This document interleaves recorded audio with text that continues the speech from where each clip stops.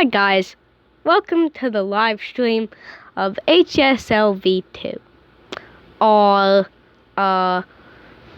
second attempt at this mission, as earlier this month a failure occurred. However, we have fixed that, and we have liftoff. And everything is proceeding to go nominally at this time. Booster engine cut off. We have booster set.